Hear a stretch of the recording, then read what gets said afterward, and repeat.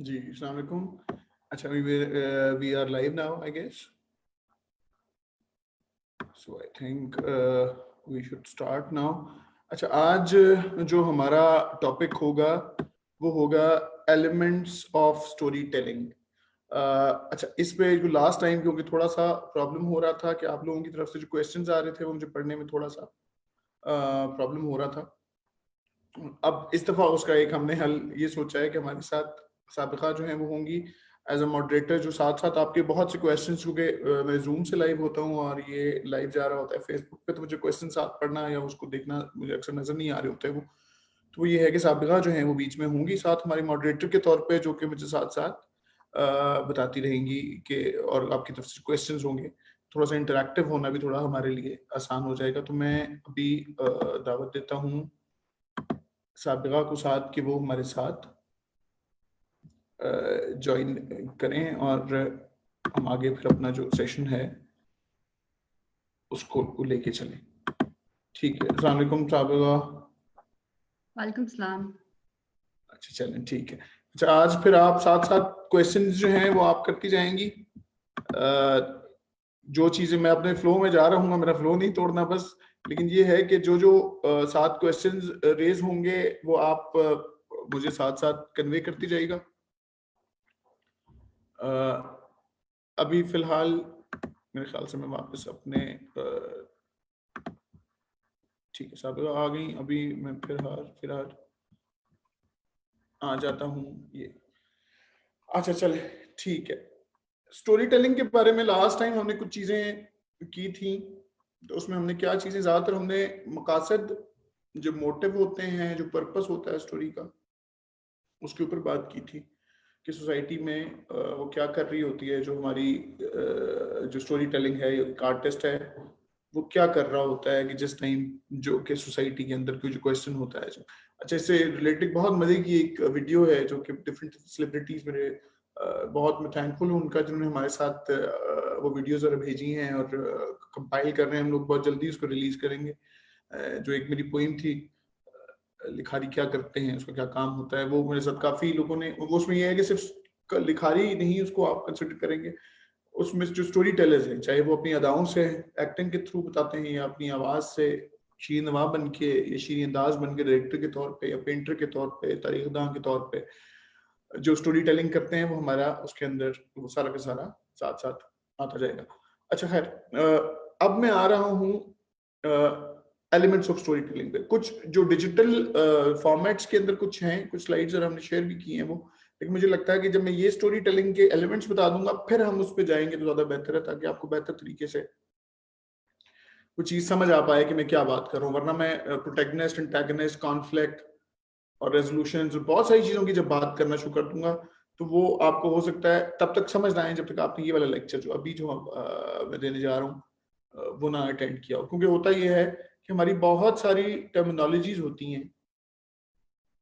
जैसे मैं एक साइकोलॉजिस्ट होके जब मैं थिंकिंग की टर्मिनोलॉजी या कॉग्निशन की टर्मिनोलॉजी इस्तेमाल करता हूँ, या इंस्टिंक्ट की टर्मिनोलॉजी इस्तेमाल करता हूँ, या डिफेंस मैकेनिज्म की एक टर्मिनोलॉजी इस्तेमाल करता हूँ, तो होता ये है कि अगर मैं साइकोलॉजिस्ट हूँ या मैंने साइकोलॉजी पढ़ी भी है, या किसी और ने, जब दो बंदे कन्वर्सेशन कर रहे होंगे ऐसे जिन्होंने वो चीज पढ़ी भी है, उनको तो वो पूरी टर्म समझ आ जाएगी कि हम क्या बात कर रहे हैं। वो उनके लिए थिंकिंग का वर्ड सिर्फ थिंकिंग या कॉग्निशन का वर्ड सिर्फ कॉग्निशन नहीं होगा, उनके लिए उसकी पूरी एक हिस्ट्री होगी, उसकी पूरी डेफिनेशन उनके जहन में होगी। या आर्टिफिशियल इंटेलिजेंस जैसे मैं बात करता हूँ, तो वो जो बात कर रहे होंगे तो पूरे तरीके से वो डिटेल उनके जहन में बैकग्राउंड होगा। अगर मैं वैसे टर्मिनोलॉजीज आप पे देना शुरू कर दूंगा तो आपको पूरी टर्मिनोलॉजी समझ आना आपके लिए थोड़ा सा मुश्किल हो जाएगा, जब तक आपने ये लेक्चर जो है इस तरह से अटेंड नहीं किया होगा। अच्छा, एक चीज जो मैं आपको बताना चाहूंगा स्पेशली, वो ये चीज है जो इंटरेस्टिंग चीज है कि ये जो स्टोरी टेलिंग है, इसकी जो एलिमेंट्स हैं, ये मैंने जब लिखना शुरू हो चुका हुआ था तो उसके बाद पढ़े थे। जब मैंने पढ़ाना शुरू किया था तकरीबन 2006 में, 2007 में, साथ साथ उस वक्त होता ये था कि जब, वैसे तो आप एक जाके कोई भी लेक्चर देखिए स्क्रिप्ट राइटिंग की क्लास के अंदर आ जाए, वो आप दे सकते हैं, लेकिन उससे होता ये है कि स्टूडेंट्स को उसका फायदा इसलिए नहीं होता कि वो आप अपनी तारीफें या तो करके आ जाते हैं, दो तीन फिल्मों का रेफरेंस देके आ जाते हैं। वो उस तरह का फायदा नहीं होता, वो हवा हवा में बहुत वेग हो जाता है। फिर आप जब एग्जाम में पेपर्स देने लगते हैं तो वो सभी उनको समझ नहीं आ रहा होता कि भाई अब किस बेस पे आप क्वेश्चंस दे रहे हैं और किस बेस पे मार्किंग करके उसके मार्क्स आगे से मतलब वो दे रहे हैं, वो कैसे डिस्ट्रीब्यूट कर रहे हैं, स्टैंडर्ड्स क्या है। तो उसके लिए मैंने ज्यादा ये पढ़नी शुरू की थी, लेकिन वो पढ़ते पढ़ते अंदाजा हुआ कि ये चीजें ऐसी हैं कि स्टोरी आपके अंदर से ही आती है, एक वीएन के थ्रू आती है, लेकिन फिर भी कहीं एक ऐसी चीज होती है कि कुछ स्टैंडर्ड्स होते हैं कि आप कहीं किसी स्टोरी में कहीं फंस गए, आपको समझ नहीं आ रहा कि मेरी कहानी यहाँ पे क्यों अटक रही है और मुझे क्यों ये इतनी कन्विंसिंग नहीं लग रही। तो वो होगा आपके साथ ये कि अगर आपने एलिमेंट्स ऑफ स्टोरी टेलिंग पढ़े होंगे तो आपको आसानी हो जाएगी अंडरस्टैंड करने में एग्जैक्टली कि कहाँ पे क्या स्टोरी में चीज फंस रही है या मुझसे गलत हो रही है, क्या चीज ऐसी है जिसको मैं अगर काम करूं तो ये ठीक हो जाएगी। या इवन ड्रामा आप रिव्यू कर रहे हैं जब, या आप ड्रामा देख रहे हैं, जैसे होता है ना एक पेंटिंग को देखना कि बड़ी प्यारी पेंटिंग है, खाली ये कह देना इज नॉट इनफ। जब आप आर्ट अप्रिसिएशन की बात करते हैं या किसी आर्ट फॉर्म को अप्रिशिएट करनी, अप्रिशिएट में क्रिटिसिज्म भी आता है, खाली अप्रिशिएट का मतलब तारीफें करना नहीं है, जब आप क्रिटिसिज्म करना भी उसका आता है तो फिर आपको कम से कम पता होना चाहिए कि अगर ये अच्छी लग रही है या बुरी लग रही है। अगर अच्छी लग रही है तो क्यों अच्छी लग रही है, उसमें क्या बैलेंस है, उसमें क्या कलर्स हार्मनी के साथ इस्तेमाल हुए, कंट्रास्ट यूज हुए में हैं, कोई लाइन क्वालिटी कोई ऐसी है, मतलब कोई ना कोई स्टैंडर्ड तो होगा ना अच्छे या बुरे लगने का। उसी तरह से जब स्टोरी टेलिंग का क्राफ्ट है उसके भी कुछ खास किस्म के रूल्स हैं। रूल्स आप ब्रेक भी कर सकते हैं बाद में, लेकिन कम से कम रूल्स ब्रेक करने से पहले आपको रूल्स का पता होना जरूरी है कि हाँ भी ये रूल्स हैं। तो हम मेरे ख्याल से इस चीज को शुरू करेंगे। साबिका, क्या आप हमारे साथ हैं? Yes, I can hear you. जी जी जी, आपकी वीडियो नहीं आ रही इसलिए मुझे थोड़ी सी कंफ्यूजन हो रही है। तो मेरे ख्याल से हम आगे मूव करते हैं कहानी की तरफ। कोई क्वेश्चंस अभी तक आए हैं तो बताएं, मैंने कोई फिर मैं आगे कोई जी क्वेश्चंस आप नहीं है, पर हम एक वीडियो रन कर सकते हैं टू शो योर वर्क, ताकि आप चलें फिर उसमें से भी थोड़ा सा बता चलें सकें। देख लें। अगर आप इसको रन कर सकती हैं वहां से तो मैं आप मुझे होस्ट बनाएं and then I will share the screen. जी ओके। जी, अब आप वीडियो रन कर लें, देख लें कि मैं एमी आपको पढ़ाने आ गया हूँ या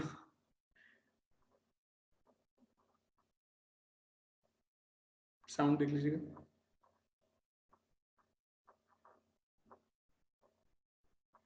मुझे लग रहा है इसकी साउंड नहीं है।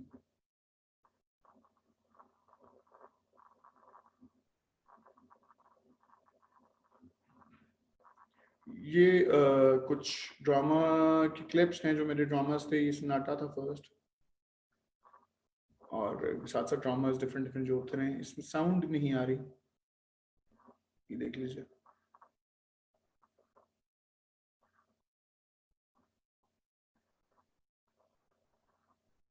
ये सबसे ज्यादा फेमस मेरा अभी तक का।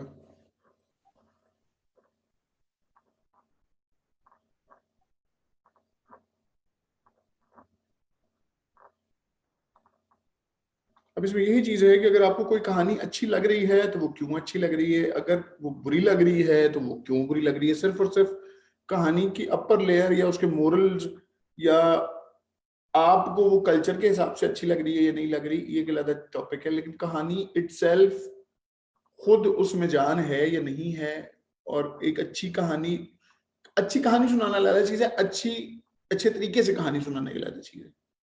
तो क्या आप वो अच्छे तरीके से कहानी सुना पा रहे हैं या नहीं सुना पा रहे हैं। तो अभी जो हम एलिमेंट्स आज डिस्कस करेंगे वो आपको बहुत हेल्प करेगा इस चीज में कि एक अच्छी वेल टोल्ड स्टोरी क्या होती है। और आई होप कि ये कहानी सुनने के मतलब ये जो सारा मैं बताने जा रहा हूं आपको, ये सुनने के बाद आप लोगों को काफी हद तक हेल्प हो जाएगी इस चीज में, चीजों को समझने में, काफी साइंटिफिक तरीके से कहानी को समझने में। क्योंकि मैं ये कहता हूँ ये भी एक साइंस है, जिसको आप समझेंगे तो फिर क्योंकि नॉर्मली होता है कि क्योंकि हमें बहुत मजा आ रहा होता है कहानी सुनते हुए या कोई चीज देखते हुए, तो हमें लगता है कि शायद ये बहुत मजे का खाली काम है, इसमें कोई इतना नहीं एंजॉय कर रहा होता है बंदा। जब आप काम कर रहे होते हो तो फिर आपको पता चलता है कि स्टोरी लिखते हुए कितनी जान लगती है और कितना डिफिकल्ट होता है। जितना ज्यादा आप कहानी के बारे में जानते हैं आपके लिए उतना ही मुश्किल होता है उस कहानी को सुनाना। अच्छा, मैं साबिका जो है उनको फिर कहूंगा एक दफा कि आप प्लीज जो है उसको कर दें, मतलब स्लाइड्स अगर रन करती जाएं साथ साथ, और फेसबुक पे भी नजर रखिएगा। आपको मेरी ओके। आवाज आ रही है? ठीक है, आप हाँ आपको जी, मैं स्लाइड्स रन कर दें।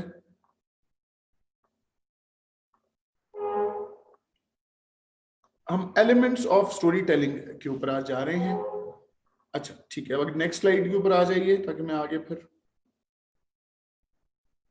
ठीक है। अच्छा, मैं अभी इतनी जल्दी आगे ना जाए ना। आज मैं सब एरियाज को टच करूंगा जल्दी जल्दी, बाद में हम ये करते जाएंगे कि आहिस्ता आहिस्ता मजीद डिटेल में जाएंगे, लेकिन आज एलिमेंट्स ऑफ स्टोरी टेलिंग पूरे टच करने बहुत जरूरी है। हो सकता है पूरे ना भी हम टच कर पाएंगे, वो बहुत लंबा टॉपिक है ये, तो उसको हो सकता है अगले उसके अंदर भी ले जाएं, लेकिन फिलहाल मैं सब चीजों को टच कर रहा हूँ, साथ साथ सब टॉपिक्स कवर कर रहा हूँ। अब आप देख लेंगे इतना कुछ है, ये अभी पूरा नहीं भी लिखा हुआ, तो ये अभी इतना कुछ है स्टोरी टेलिंग सीखने के लिए जो आपको सीखना जरूरी है। हम सबसे पहले जो टॉपिक टच करें, अच्छा मैं आपको एक दफा नाम ले लेता हूँ इन चीजों के, फिर उसके बाद हम आगे चलते जाएंगे। सबसे पहले अ वेल टोल्ड स्टोरी, एक अच्छी सुनाई हुई कहानी क्या होती है। एक कहानी सुनाना, एक अच्छी कहानी सुनाना रहता है एक अच्छे तरह से कहानी सुनाना। आप बहुत अच्छी कहानी बहुत बुरे तरीके से सुना सकते हो, और बोल जैसे कोई आदमी एक अच्छा लतीफा इतने बुरे तरीके से सुना सकता है कि आप अपना सर पीट लेंगे, ये क्या लतीफा था, उन्हें हंसी नहीं आई। उसी तरह से एक अच्छी कहानी को बुरे तरीके से भी सुनाया जा सकता है, और एक हो सकता है आपकी कॉन्सेप्ट्स और मोरल्स के साथ टकराती हुई स्टोरी को भी कोई बहुत अच्छे तरीके से सुना ले और वो आपको किसी हद तक कन्विंस कर ले। ठीक है, तो एक वेल टोल्ड स्टोरी क्या होती है। अच्छा, फिर उसके बाद नरेटिव क्या होता है, कहानी की नरेशन क्या होती है, आप कहानी का नरेटिव कैसे चूज करते हो, ये सारी चीजें उसमें आती है। फिर एक 3 एक्ट स्ट्रक्चर, एक बहुत इंपॉर्टेंट चीज है। एक कहानी के स्ट्रक्चर, की कहानी का स्ट्रक्चर कैसे आप वो करेंगे, वो कहानी की ग्रिप और कहानी सुनाने में जो पावर आती है वो आती ही इससे। फिर एक है कि प्रोटैगनिस्ट क्या होता है और प्रोटैगनिस्ट का ऑब्जेक्टिव क्या होता है, ये भी कहानी में बहुत एक इंपॉर्टेंट चीज है। फिर आ गया आपका इंटैगनिस्ट। इंटैगनिस्ट जो कि एक वो है, एक तरह का विलेन आप समझ लें उसको, या एक अपोजिंग फोर्स समझ लें उसको, वो क्या चीज होती है उसके ऊपर भी हम आएंगे।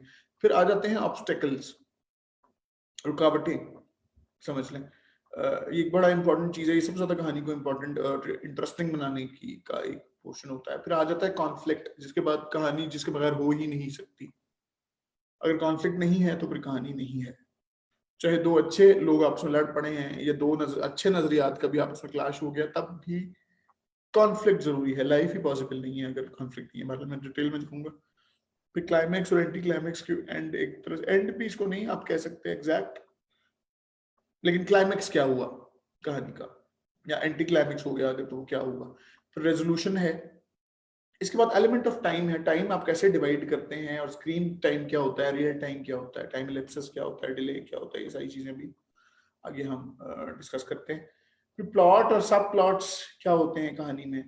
कैरेक्टर्स, ये बहुत एक लंबा, ये पूरा एक अलग एक आपको 2 घंटे का लेक्चर है, उसके अंदर ये कवर हो तो हो, लेकिन बार मैं थोड़ा बहुत इसको टच कर दूंगा। फिर डायलॉग जब आप डेवलप करना शुरू करते हैं तो उसमें क्या आपके बैक ऑफ द माइंड क्या चीज साथ होनी जरूरी है। फिर आगे आपका एक्सटर्नलाइजेशन, ये भी बड़ा एक इम्पॉर्टेंट टॉपिक है। ये हो जाता है कि जब हम नॉवल लिख रहे हैं या कोई और चीज लिख रहे हैं, या प्रिंट के लिए कोई चीज लिख रहे हैं, या रेडियो के लिए कोई चीज लिख रहे हैं, तो आपने जब इंटरनल इमोशन बाहर निकालना है, या कोई एक आइडिया है जिसको आपने एक्सप्रेस करना है जो स्क्रीन पे नहीं हो पा रहा किसी और तरह, आप पेपर पे तो लिख देते हो कि हाँ उसने पतझड़ ऐसा महसूस किया, लेकिन वो पतझड़ जैसी जो महसूसमेंट आपके लिए जो एहसास है उसको जब आप डायलॉग या किसी शक्ल में लेके जाएंगे, एक्सटर्नलाइज कैसे करेंगे, किसी विजुअल की शक्ल में करेंगे, किसी डायलॉग के फॉर्म में करेंगे, क्योंकि स्क्रीन पे तो लिखा हुआ नहीं आ रहा होगा कि जी उसने ऐसा महसूस किया। फिर कोई एक्शन होगा, कोई विजुअल होगा, कोई म्यूजिक होगा। एक्सटर्नलाइज आप बेस्ट तरीके से कैसे कर सकते हैं जब कोई एक चीज है, मैं आप खैर इस पे हम जाते हैं आगे। फिर प्लांटिंग और पे ऑफ, एक चीज आप आइडिया प्लांट करते हैं उसको फिर पे ऑफ करते हैं बाद में, ये एक टॉपिक है, इसमें देखेंगे। फिर है रियलाइजेशन कहाँ होती है, कैसे होती है किसी कैरेक्टर की। एक्सपोजिशन, कौन सा स्टोरी में कहाँ कौन से पॉइंट पे जाके आप एक कहानी का इंपॉर्टेंट इवेंट डिस्क्लोज करते हो। फिर आ जाता है ड्रामेटिक आयरनी। ठीक है, ड्रामेटिक आयरनी क्या होती है वो इस चीज के ऊपर भी हम आ जाएंगे मेरे ख्याल से। वेल टोल्ड स्टोरी के ऊपर आगे हम मूव करते हैं। आगे देखें, अगली स्लाइड पे जाएं सब। ये कुछ थोड़ा सा एक चीज है, चलें खैर इसको अभी छोड़िए, अभी आगे आगे मूव करेंगे। अभी आगे हम कर लेंगे। ये ओवरऑल समझ लेंगे, बस एक तरह का स्ट्रक्चर है कि किस तरह से आप वेल टोल्ड स्टोरी पे पहले आप चले जाएं।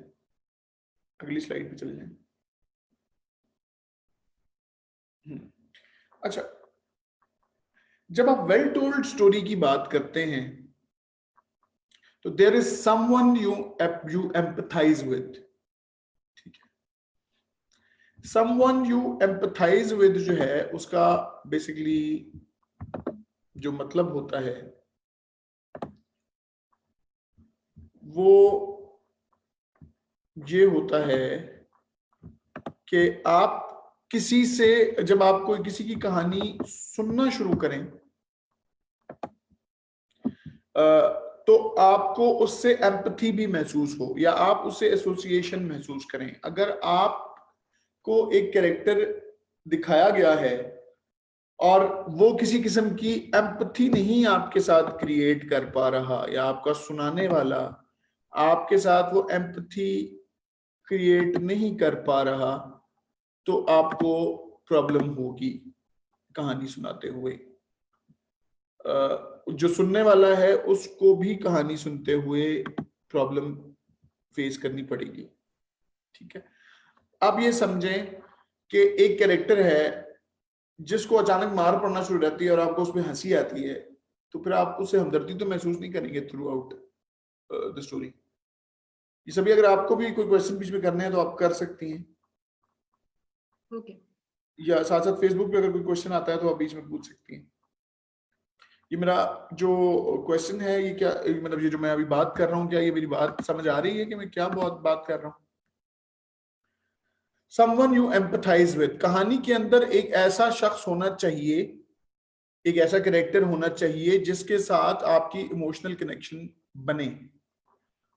अगर आप इमोशनल फील नहीं, मतलब जरूरी नहीं है कि आप उसके बारे में अच्छा ही फील करें, हो सकता है कि आप उसे डिस्गस्ट फील कर रहे हो और रिपल्शन फील कर रहे हो, लेकिन उसके बावजूद आपको कहानी के अंदर एक ऐसा कैरेक्टर चाहिए होता है जिससे ऑडियंस अटैच्ड फील कर रही हो। अगर आपकी ऑडियंस अटैच्ड या एसोसिएशन महसूस नहीं करेगी उस कैरेक्टर के साथ, तो नुकसान ये होगा कि आपके कैरेक्टर के साथ वो कहानी को फॉलो नहीं करना चाहेंगे।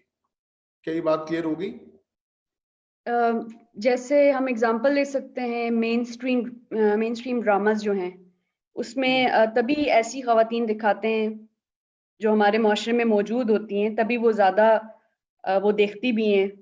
ऑडियंस वही है, खवातीन की ऑडियंस है हमारी, और वो रिलेट कर सकती हैं उनके, जो लोग क्रिटिसाइज करते हैं सास बहू के झगड़े और ये क्यों दिखा रहे हैं, लेकिन असल में हाँ, हो भी तो ऑन सरफेस लेवल यही रहा है। कह सकते हैं, हाँ ये भी है, लेकिन मेरा ख्याल है कि हमें थोड़ा सा आगे अगर जाएं तो बेसिकली इमोशन होता है जो कनेक्ट करता है। अगर आप देखें हैरी पॉटर भी तो लोग देखते ही हैं ना। हैरी पॉटर कौन सा रियलिस्टिक किसी वर्ल्ड का वो हिस्सा है? हाँ, वो स्कूल सिस्टम में आपने डाल दिया उसको, तो इसलिए स्कूल में जो कुछ हो रहा होता है वो आप उससे एसोसिएट कर लेते हो बहुत इजीली। ये तो लॉर्ड ऑफ द रिंग और बहुत सारी स्टोरीज हैं, उसमें कहाँ आप रियलिस्टिक, या आप डॉन, या असल में हम कहाँ शहजादे शहजादी है, जो शहजादे शहजादियों की कहानी हमें अच्छी लगती है। कहीं पे इमोशन का कनेक्ट करना जरूरी है। मतलब ये तो आपकी कामयाबी है एक राइटर की कि आप किसी मैजिकल वर्ल्ड के अंदर भी जाते हुए और बिल्कुल एक अपने एनवायरनमेंट वाइज एक ऐसे वर्ल्ड के अंदर ले जाते हुए भी जो नॉर्मली अपने एक्सपीरियंस लाइफ में नहीं किया हुआ, उसके बावजूद इमोशन कनेक्ट कर सको और एम्पैथी क्रिएट कर सको। आसान तरीका ये है कि आप रियलिस्टिक हालात में जो लोग हैं उनके साथ ही आप चलते रहें। बहरहाल एक चीज है, मतलब फिर ये आ जाता है कि समवन यू एम्पथाइज विद, ठीक हो गया। फिर अगला आ जाता है that someone desires something passionately, that something is very difficult to achieve. ठीक है, सबसे पहले आया someone, फिर आएगा something. ठीक है, एक शख्स होगा जिसे कुछ चाहिए, एक ऐसा शख्स जिसके साथ आपके इमोशनल अटैचमेंट है किसी किस्म की, या रिपल्शन है, जो भी है, उसका कोई ऑब्जेक्टिव है, उसको कुछ चाहिए, और जो चाहिए वो बहुत पैशनेटली चाहिए. अगर उसको वो पैशनेटली नहीं चाहिए तो आप भी कहानी के बारे में पैशनेट महसूस नहीं करेंगे. और वो चीज पाने में मुश्किल भी होनी चाहिए. अगर वो चीज पाने में मुश्किल नहीं है तब भी कहानी उतनी ग्रिपिंग नहीं बन सकेगी. ये हो सकता है कि एक, आपने कहा कि एक शख्स ने पानी पीना है, ये हो सकता है पानी पीने में, अभी इस सिनेरियो में अगर हम देखें तो ठीक है, पानी पी लेना कोई इतनी कोई अजीब बात नहीं है, मैं भी जाऊंगा और पानी पी के आ जाऊंगा, कोई ऐसी बात नहीं है. लेकिन अगर ऐसा होता है कि अब मेरे और पानी के दरमियान 1000 मील लंबा एक अगर सहरा है, जब मैं एक समंदर में फंसा हूं लाइफ ऑफ पाई की तरह, और पानी पीने के लिए पानी पानी इर्द गिर्द है, लेकिन वो पीने का पानी नहीं है जो मैं नहीं पी सकता, तो फिर वो एक कहानी बनती है. या मैं, पानी की बोतल सामने पड़ी हुई है लेकिन बीच में फायरिंग हो रही है, कोई जंग में मैं फंसा हूं, मेरा कैरेक्टर जंग में फंसा हुआ है, और वो पानी तक पहुंचना ही एक बहुत बड़ा, जैसे ही जाने लगता है तो गोलियां चल पड़ती. तो ये एक कहानी क्रिएट, और वो उतनी ग्रिपिंग कहानी क्रिएट करेगा, पानी तक जाना. ठीक है, ये मेरी बात समझ आ रही है? एक ऐसा शख्स जो कि जिससे आपकी एम्पैथी है, आप जिसके लिए कुछ महसूस करते हो, वो कोई चीज डिजायर करता है और पैशनेटली, अगर आपने इन दी एंड ये डिसाइड कर लिया कि चलो पानी पिया ना पिया कोई फर्क नहीं पड़ा, तो फिर कहानी सुनने वाले को भी कोई फर्क नहीं पड़ेगा. तो इसका मतलब ये है कि आपको कहानी अगर आप सुनानी है तो फिर आपको इतना पैशनेट रखना है उसको. जैसे मैं ये कहता हूँ, बहुत से लोगों को वो भी बहुत पसंद है, वेकअप सेट भी बहुत पसंद है, लेकिन उसके मुकाबले में मैं एग्जाम्पल देता हूँ 3 इडियट्स की. जैसे कि वेकअप सेट में मुझे ऐसा लगता है हमेशा कि मैं कभी बहुत पैशनेट या बहुत ऐसा महसूस नहीं करता कि इसकी जिंदगी में कुछ हो रहा है नहीं हो रहा, कोई खास फर्क नहीं पड़ता. इसलिए क्योंकि जो मेन कैरेक्टर है उसके अंदर, उसको भी कोई खास फर्क नहीं पड़ रहा, उसको सिर्फ रियलाइजेशन हुए जा रही है. जबकि अगर मैं 3 इडियट्स में देखूंगा तो उसके सारे कैरेक्टर्स ही ऑलमोस्ट बहुत पैशनेटली, स्पेशली आमिर खान या जो फरहान है, वो अपने दोस्त को ढूंढने के लिए जब निकलता है तो पैशनेटली, वो ये नहीं है कि वो कहे यार अगर नहीं भी मिलता तो चलो कोई बात नहीं. आपको फिर अंदाजा है कि नहीं, वो जब तक नहीं मिलेगा उसकी जिंदगी मौत का मसला बन जाएगा. या जिस तरह ये जो आमिर खान का कैरेक्टर था, अगर उसको वो अगर सिस्टम नहीं चेंज कर पाता तो उसकी तो जिंदगी मौत का मसला है कि वो नहीं चेंज अगर कर पाएगा तो वो तो उसका कोई एग्जिस्टेंस का फायदा ही नहीं है. तो तब आप पैशनेटली एक कहानी को उतना ग्रिप महसूस करते हैं एज एन ऑडियंस भी. अगर आप ये महसूस नहीं कर रहे तो फिर प्रॉब्लम हो जाती है कहानी में. फिर मतलब ये है कि आप कहीं पे कोई चीज मिस कर रहे हो. ठीक है, अब कहानी के अंदर कोई कहीं ग्रिप नहीं आप ला पा रहे. ठीक हो गया. अच्छा, फिर डिफिकल्ट टू अचीव में फिर वो ये है कि एक छोटा सा बच्चा अगर है, उसको थप्पड़ मार के आप निकल जाएंगे अगर आपके रास्ते में खड़ा हुआ है, ये भी चीज हो सकती है. लेकिन ये हो सकता है कि एक बच्चा है जो इंतहाई शरीर है, अजाब उसने आपकी जिंदगी की भी, और आपके ऊपर इंतहाई शदीद केसेस बन जाते हैं, उसको हाथ भी नहीं लगाना, उसको ये भी नहीं करना, उसको वो भी नहीं करना, और उसको पालना भी है, उसके साथ डील भी करना है. हो सकता है ये कहानी, तो वो थोड़ा सा अचीव करना मुश्किल अगर हो उस चीज को पाना, तो फिर आपकी कहानी में मतलब आपकी एम्पैथी भी बढ़ेगी, आपकी कहानी में ग्रिप भी बढ़ेगी, और इन द एंड एक जस्टिफाइड रेजोल्यूशन हो सकता है कि बिल्कुल एंटी क्लाइमेक्स पे जाके आ रहा हो, या आपके ख्यालात से टकरा भी रहा हो, लेकिन उसको जस्टिफाइड होना चाहिए. हो सकता है कि वो कहीं पे मोरल भी कंसिडर ना हो, लेकिन वो जस्टिफाइड हो कि हाँ ये हो सकता है और ये ऐसे ही हो सकता है. अगर आप, जिसको हम कहते थे एनसी के चुस्त मार दिया, आगे चुस्त मार दी, ये क्या किया आपने, ये क्या कहानी, ये क्या एंड हुआ, सारा कुछ करके आखिर में क्या कर दिया, तो वो वाली चीज है कि वो आप नहीं कर सकते कहानी में. आपको अच्छी कहानी जब आप सुना रहे होते हैं, कहानी सुनाने में वैसे तो आप कुछ भी कर सकते हैं, लेकिन अच्छी कहानी सुनाते हुए आप ये गलती नहीं कर सकते कि आप जस्टिफाइड ना करें अपनी स्टोरी. अच्छा चले, हम अब नेक्स्ट स्लाइड के ऊपर जाएंगे.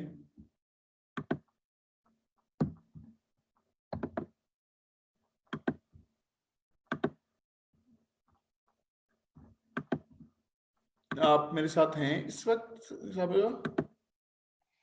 हाँ जी, स्क्रीन शेयर हो रही है ना आपके साथ? 3 एक्ट स्ट्रक्चर पे आ गए हम आगे? जी। अच्छा ठीक ठीक। अच्छा, इतनी खामोशी मत इख्तियार कर लिया करें, मुझे पता ही नहीं चलता कि आगे हैं या ड्रॉप हो गए। अच्छा, फर्स्ट एक्ट, सेकंड एक्ट और थर्ड एक्ट। अच्छा बेसिकली जब आप अगर पुराने जमाने में ग्रीक थिएटर के हिसाब से जाएं तो उसके अंदर एक तरीका होता था कि वो पहले एक पर्दा खोलते थे, फिर पर्दा मतलब एक एक्ट होता था, फिर पर्दा बंद हो गया, फिर दोबारा पर्दा खुलता था, एक एक्ट चलता था, सेकंड एक्ट, फिर पर्दा बंद हुआ, फिर पर्दा खुला और थर्ड एक्ट। तो इस तरह से डिवीजन की भी होती थी। वो कंटेंट फर्क होता था स्टोरी के अंदर के इधर ये कंटेंट चल रहा है, इस ये हिस्सा है, ये कहानी का ये फेज चल रहा है और अभी कहानी का ये फेज चल रहा है। अब ये होता है कि आप फिल्म के अंदर, स्टोरी के अंदर, किसी भी चीज में जब आप कहानी सुन रहे होते हैं किसी भी फॉर्मेट में, तो उसके अंदर चाहे वो पर्दा खुले बंद हो ना हो, आपको कंटेंट से अंदाजा हो रहा होता है कि इस वक्त कहानी का कौन सा फेज है, ये कौन सा एक्ट चल रहा है। तो जो फर्स्ट एक्ट है, ये हमारी मेन स्क्रीन पे इस वक्त 3 एक्ट स्ट्रक्चर वाला चल रहा है इस वक्त जी। अच्छा, जो फर्स्ट एक्ट होता है उसमें आप अपना प्रोटैगनिस्ट इंट्रोड्यूस करवाते हो। कैरेक्टर्स जरूरी नहीं है कि सारे के सारे पहले ही एक्ट में इंट्रोड्यूस हो जाए। बहुत से कैरेक्टर्स हैं जो मिड में आते हैं, बाद में आते हैं जाके स्टोरी में। लेकिन फर्स्ट एक्ट वो एक्ट है कि आप ये समझ लें कि 1.5 घंटे की अगर आप एक मूवी देख रहे हैं तो 1.5 घंटे की मूवी में जो पहले 5 से 15 मिनट, मैक्सिमम 15 मिनट, ये नहीं कि आधा घंटा आपका फर्स्ट एक्ट ही चले जा रहा है, ये नहीं होता, नहीं होना चाहिए, गलत है अगर कहीं होता है तो, क्योंकि स्टोरी की ग्रिप लूज रहती है उससे। आपका 5 से 15 मिनट शुरू के, उसके अंदर आपका प्रोटैगनिस्ट इंट्रोड्यूस हो जाता है, उसका एक एनवायरनमेंट इंट्रोड्यूस हो जाता है। उसी दौरान आप उससे एक एम्पैथी क्रिएट कर देते हैं। एक हैप्पी फैमिली आपने जैसे दिखाई, अगर हैप्पी फैमिली दिखाएंगे तो उसको दुख होगा, जब तो आपको भी दुख होगा। अगर वो तो शुरू से दुखी है तो आप कहेंगे तो दुखी था, इससे क्या फर्क पड़ा अगर मजीद दुखी हो गया तो मतलब ये है कि आप इसलिए हैप्पी फैमिली दिखाएंगे या किसी किस्म का उसके साथ इमोशनल कनेक्शन या उससे किसी किस्म की रिपल्शन, कुछ भी, मतलब अब तो एंटी हीरोज क्योंकि आ गए हैं तो मुझे रिपल्सन का वर्ड भी यूज करना पड़ता है साथ साथ, लेकिन एसोसिएशन एक क्रिएट कर देंगे कि आप कुछ ना कुछ अपने प्रोटैगनिस्ट के लिए फील करना शुरू करना है। आप ये फर्स्ट एक्ट में कर देते हैं। अगर आप ये फर्स्ट एक्ट में नहीं कर पाए तो वो फिर आप मिस कर देंगे, सेकंड एक्ट में फिर संभालना बहुत मुश्किल हो जाएगा उसको। फर्स्ट ही एक्ट में ही आपका सारा इमोशनल उसका जो अटैचमेंट है ऑडियंस की वो उससे क्रिएट कर देते हैं कि ये चुलबुली सी लड़की है, अच्छा ये बड़ी बागी सी लड़की है, ये जो ड्रामों में हमारे हो रहा होता है, अच्छा ये इसकी बड़ी उम्मीदें थी, इसके बड़े ख्वाब थे, ये बड़ी लालची थी। ये सारी चीजें आप पहले फर्स्ट एक्ट में बता देते हैं। आप समझ लें कि पहली एपिसोड में एक तरह से फर्स्ट एक्ट, अगर आप 26-27 एपिसोड में जा रहे हैं तो फर्स्ट एपिसोड के बीच में तकरीबन और या आधी एपिसोड तक आप बता देते हैं उसका पूरा एनवायरनमेंट, उसकी सही थॉट और आप जो एसोसिएशन है, ताकि आप सेकंड एपिसोड तक फिर जाएं या आप सेकंड एक्ट तक आगे जाएं। अच्छा, फिर ये होता है कि जहां पे फर्स्ट एक्ट का एंड हो रहा होता है वो बेसिकली वो पॉइंट होता है जहां से आप ऑब्जेक्टिव तय कर देते हैं कि मेरा जो प्रोटैगनिस्ट है इसने कहाँ मूव करना है, इसका आगे इसकी जर्नी क्या होगी। जैसे आप मिथुन की मूवीज देखते थे और मतलब एक हैप्पी सी फैमिली होती थी, गरीब सी फैमिली होती थी, फिर अचानक बाप मर्डर होता था और माँ बेवा हो जाती थी, फिर अचानक वो बच्चा भागना शुरू कर देता था, भागते भागते स्लाइड चल पड़ती थी, नामों की स्लाइड आना शुरू हो जाती थी। वो जो नामों की स्लाइड आना शुरू होती थी वो बेसिकली फर्स्ट एक्ट का एंड होने का सिंबल होता था कि यहाँ पे हमारा फर्स्ट एक्ट खत्म हो गया, अब सेकंड एक्ट, क्योंकि आपने ऑब्जेक्टिव तय कर दिया कि हाँ इसने अपने बाप के मर्डर का बदला लेना है। ये बात समझ आ रही है ना? फिर आप जाते हैं थर्ड एक्ट पे, सेकंड एक्ट पे मैं आता हूं, थर्ड एक्ट को पहले बता रहा हूं। थर्ड एक्ट में बेसिकली आप रेजोल्यूशन देते हो। ये इतनी सी लाइन भी हो सकती है थर्ड एक्ट में, आखिरी 3 से 5 मिनट 1.5 घंटे की मूवी में, कि जिसके अंदर आप बताते हो कि हाँ and they lived happily ever after. ये सबसे छोटी एक रेजोल्यूशन लाइन है। इसके अलावा आप समझ लेंगे सीआईडी जब आप देखते हैं, सीआईडी के अंदर जो एंड पे थप्पड़ पड़ता है और थप्पड़ के बाद जो रेजोल्यूशन जो सारा खुलना शुरू होता है वो बेसिकली रेजोल्यूशन होता है पूरी कहानी का, कि ये कहानी क्या थी और असल में क्या हो रहा था, और ये सारा रेजोल्यूशन उसके अंदर आप दे देते हैं। तो उसको आप कहते हैं थर्ड एक्ट। वो भी एक छोटा पोर्शन होता है। हो सकता है कि वो इतनी टेंशन क्रिएट ना कर रहा हो, बस वो मतलब जब तो पकड़ा गया कातिल, उसके बाद आप होगा अच्छा आप पता चल जाए क्या हुआ था, लेकिन इससे ज्यादा आपको कोई टेंशन नहीं होगी स्टोरी में। जो असल में टेंशन क्रिएट करती है स्टोरी में, जो पोर्शन जो एक्ट जो अटेंशन क्रिएट करता है, जिससे आप अटैच होते हो स्टोरी के साथ, या आप पैशनेट फील करते हो स्टोरी सुनने में, और उसको जो ग्रिपिंग लगती है कहानी, वो होता है सेकंड एक्ट। सेकंड एक्ट में होता यह है कि प्रोटैगनिस्ट आगे की तरफ बढ़ता है, ठीक है। ये तकरीबन आपका सबसे लंबा पोर्शन होता है स्टोरी का, कि आपके 15 मिनट के बाद से 16 मिनट में ये स्टार्ट होता है और आखिरी 3 से 5 मिनट से पहले पहले ही खत्म होता है। मतलब सबसे लंबा को 1.25 घंटे का ये पोर्शन होता है आपका स्टोरी में से, 1.5 घंटे के हिसाब से अगर आप लगाएं। इसके अंदर ये होता है कि प्रोटैगनिस्ट आगे बढ़ने की कोशिश करता है अपना ऑब्जेक्टिव अचीव करने के लिए, एंटागनिस्ट जो होता है वो उसे रोकता है कि ये ना कर सके। इनका कॉन्फ्लिक्ट होता रहता है, होता रहता है, एक ऑब्स्टेकल, उससे बड़ा ऑब्स्टेकल, उससे बड़ा ऑब्स्टेकल, उससे बड़ा obstacle. In the end climax जो है, जो सेकंड एक्ट का आखिरी ऑब्स्टेकल है और आखिरी पॉइंट है, वहां तक वो सबसे मेजर लड़ाई होके खत्म होती है। उसके बाद थर्ड एक्ट आ जाता है जो रेजोल्यूशन होता है। अब यहां तक कोई क्वेश्चन अगर आ रहे हैं या आपको अगर कोई क्वेश्चन करना है तो इस पे कर लें, ताकि फिर मैं आगे मूव करूं, या मैं हीरोज जर्नी के ऊपर चला जाऊं वापस। ठीक है। बहुत सारी फिल्म्स में ये रूल ब्रेक भी करते हैं ना 3 एक्ट का। मैं ये कह रहा हूं, देखिए आपको रूल का पता है ना, आप चीज ये कि आप थर्ड एक्ट को उठा के मिड में ले आए, या थर्ड एक्ट आप पहले दिखा दें, फर्स्ट एक्ट को आप आखिर में ले जाएं। लेकिन वो कंटेंट का एक फेज है जिसको आप ये नहीं आप कर सकते ना कि एक रूल आपको पता नहीं और आपने कहा मैंने ब्रेक कर दिया। आप ब्रेक तब कर सकते हो जब आपको उस रूल का पता हो। जैसे आप किल बिल देखें, किल बिल में उन्होंने यही तकरीबन किया था कि थर्ड एक्ट लगता है कि पहले आ गया है, और सबसे ज्यादा जो वीक वाला आपको जो होता है क्लाइमेक्स पे जाके आता है बंदा, जो सबसे एंड पे ऑब्स्टेकल आता है, वो सबसे आसानी से उस टुक के हाथ मारती है और मार जाता है। जबकि पहली लड़ाई सबसे बड़ी लड़ाई थी उसके अंदर, जो इतने 100 के करीब बंदे मार देती। तो उसके अंदर बहुत से रूल ब्रेक हुए हैं टरंटिनो के, जिस तरह स्टाइल है या बाकी अच्छा, डिफरेंट है। ये हर तरह के सिनेमा में यूज होता है 3 एक्ट स्ट्रक्चर, बॉलीवुड, हॉलीवुड या वर्ल्ड सिनेमा में, हर जगह।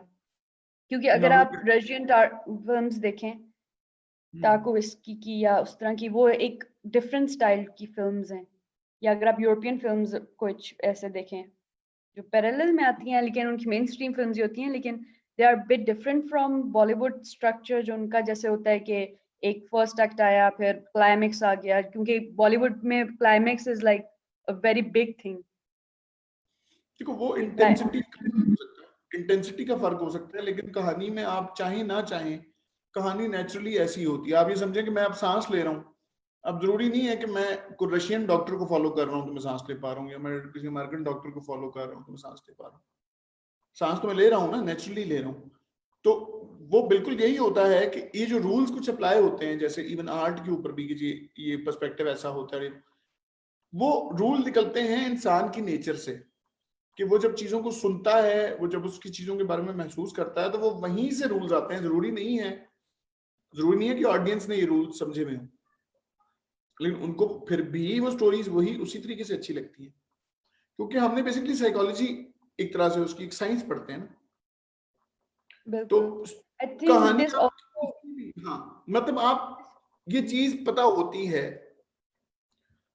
ये डेवलप हुई है टाइम के साथ साथ। चाहे आप कहानी किसी फॉर्मेट में सुना रहे हो, चाहे आप एड की शक्ल में सुना रहे हो, चाहे आप न्यूज की शक्ल में सुना रहे हो, चाहे आप किसी आर्टिकल की शक्ल में सुना रहे हो, तकरीबन कहानी इसी तरीके से ही चल के जाती है। मतलब एक सीन भी अगर आप ले लें तो 2 लोग आएंगे, वो अपना एक मुद्दा एक तरह से बयान कर देंगे, उनका एक आपस में कॉन्फ्लिक्ट होगा, कॉन्फ्लिक्ट डिसॉल्व हो गया, आप अगले सीन पे मूव कर जाएंगे। तो ये तो है, ये तो नेचुरली ऐसे ही मूव करती है चीज।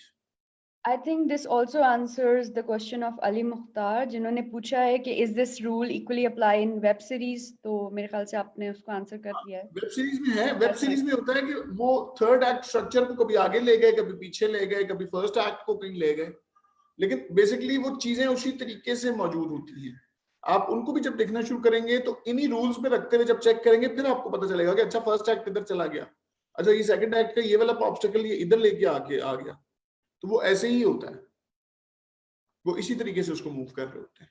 मतलब जैसे इवन ब्रेकिंग बैड है, ब्रेकिंग बैड में आपको लगता था कि कहानी अपने एंड से आखिरी सीन से शुरू हो रही है, एक तरह से रेजोल्यूशन से कहानी शुरू होते होते घूम के वापस आती है और आपको पता चलता है कि जो आप उस रेजोल्यूशन के बारे में महसूस कर रहे थे वो ऐसा नहीं था, वो कुछ और था. वो भी यही है, इन्हीं चीजों को आगे पीछे करके तय किया हुआ था. मैं अब एक और चीज कहता हूँ, अक्सर हम कहते हैं कि शॉर्ट स्टोरी जो होती है उसमें नॉर्मली थर्ड एक्ट स्ट्रक्चर नहीं होता. मतलब थर्ड एक्ट का जो लास्ट एक्ट है वो नहीं होता. जैसे मंटू कहानी सुनाता है और अपनी पंच लाइन पे आके कहानी छोड़ देता है, आपको वो रेजोल्यूशन नहीं देता, क्लाइमेक्स पे छोड़ देता है कहानी. लेकिन अगर आप गौर करें तो आपको ये पता चलेगा कि वो बहुत इंटेलिजेंटली, बहुत चालाकी से और इंटेलिजेंटली वो थर्ड एक्ट को छोड़ता है ऑडियंस अपने रीडर के माइंड के लिए कि थर्ड एक्ट आप डिसाइड करें. तो ये नहीं होता कि थर्ड एक्ट वहां पे भी नहीं होता, थर्ड एक्ट होता है, लेकिन वो बहुत ओपन होता है और उसके मल्टीपल थर्ड एक्ट्स निकल सकते हैं क्लाइमेक्स के बाद. तो शॉर्ट स्टोरी में भी ऐसे ही चीजों को प्ले किया जा रहा था. अब मेरे ख्याल से वो हीरोज जर्नी वाली जो स्लाइड है उस पर आ जाए, पीछे थी वो.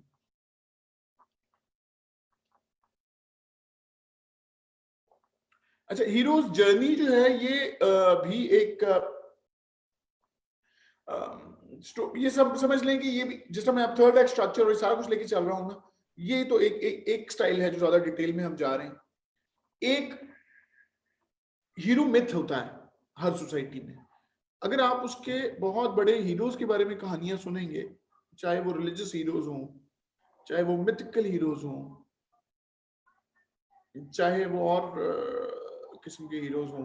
अब ये सगाजान शुरू हो गई मेरे पीछे, तो मेरे ख्याल से मुझे थोड़ी देर चुप करना पड़ेगा. इस दौरान कोई क्वेश्चंस हैं तो आप कर लें, मुझे वो डिस्टर्बेंस होगी फिर.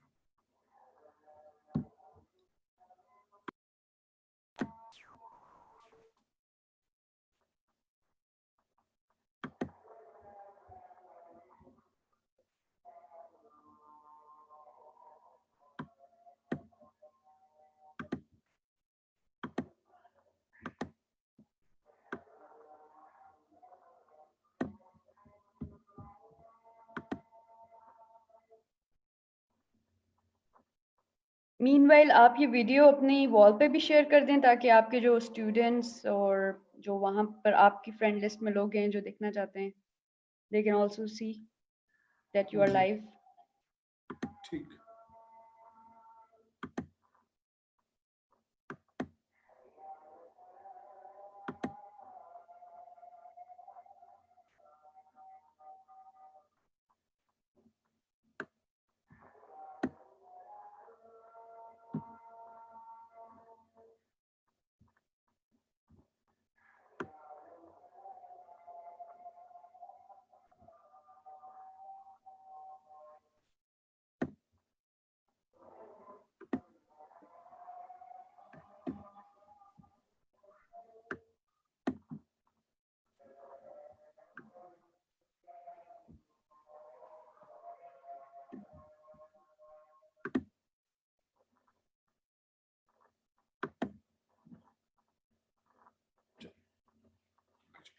अच्छा चलिए, मैं अब आगे मूव करता हूँ हीरो जर्नी. अच्छा, मैं बात ये कर रहा था कि जब हम बात करते हैं हीरो मिथ की, हीरो जो होता है, मैं अब आगे मूव करता हूँ हीरो जर्नी. अच्छा, मैं बात ये कर रहा था कि जब हम बात करते हैं हीरो मिथ की, हीरो जो होता है,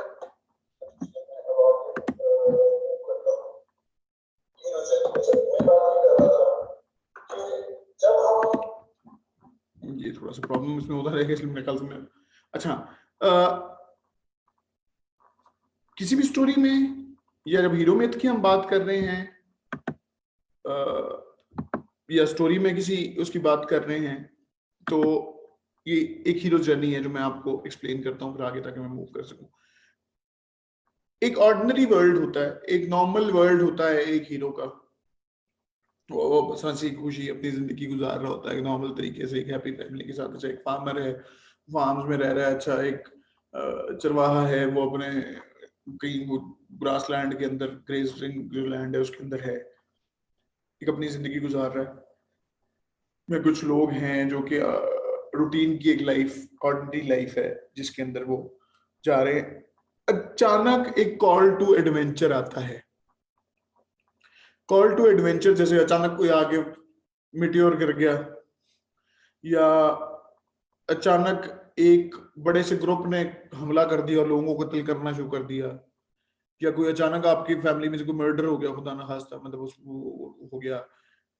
एक कॉल टू एडवेंचर, अचानक आपकी लाइफ जो नॉर्मल रूटीन में चल रही थी उसको किसी ने हिला के रख दिया, और आपको या किसी भी वाकये ने या किसी भी शख्स ने या किसी भी सिचुएशन ने अचानक हिला दिया और वो कॉल टू एडवेंचर आ गई।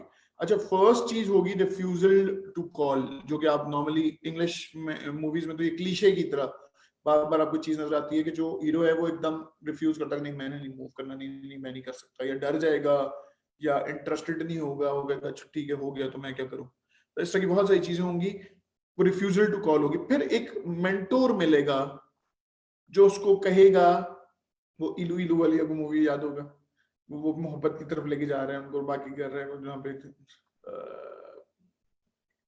अनुपम खेर वाला कैरेक्टर था है बाकी। तो मेंटोर होगा जो कि आपको मोटिवेट करेगा हीरो को कि वो जाए और वो कहानी की तरफ, कहानी को आगे की तरफ मूव करे। फिर आ जाएगा आपका क्रॉसिंग द फर्स्ट थ्रेशोल्ड। आप जिस तरह एक सुपर हीरो की जब भी कहानी होगी तो आपको बहुत वीक नजर आएगा वो शुरू में, फिर वो ट्रेन अपने आप को करना शुरू करता है और अचानक वो फर्स्ट स्टेप लेता है तो वो तोड़ के, एक तरह की एक मेम्ब्रेन है रास्ते में, एक झिल्ली सी है, एक वॉल सी है उसकी ऑर्डिनरी वर्ल्ड और एक एडवेंचर वर्ल्ड में, वो उस वॉल को ब्रेक करेगा और वो एंटर हो जाएगा उस स्टोरी में, उस जर्नी में, वो अपनी जर्नी स्टार्ट कर लेगा। वो जर्नी जब स्टार्ट हो गई तो फिर उसके बाद बीच में आएंगे टेस्ट्स होंगे, एलाइज बनेंगे, एनिमीज बनेंगे, छोटे छोटे बहुत से कैरेक्टर्स एंटर होंगे, एग्जिट करेंगे, और करते करते और मेन एंटागनिस्ट से डायरेक्टली फेस टू फेस एक तरह से आप आना शुरू हो जाएंगे। जैसे विजिट ऑफ ऑज था, विजिट ऑफ ऑज में वो अपने एक यतीम एक लड़की एक अपने अंकल आंटी के साथ रह रही थी एक फार्म लैंड पे, अचानक एक टोर्नेडो आता है, उसे उठा के फेंकता है और जाके ऐसी जगह पे फेंकता है जहाँ पे ऑज है, उसमें उसके ना चाहते हुए भी एक वो जो विजिट वाली जो है, जो विच है, वो मर जाती है। अब वो उसके जो वो रेड स्लिपर्स हैं वो उसने वापस करने हैं। अब वो कॉल टू एडवेंचर, चाहे ना चाहे उसको मजबूरन वो येलो ब्रिक रोड फॉलो करनी है। उसको रास्ते में वो जो है वो मिलता है, स्केयर क्रो भी मिलता है जो बहुत डरपोक है,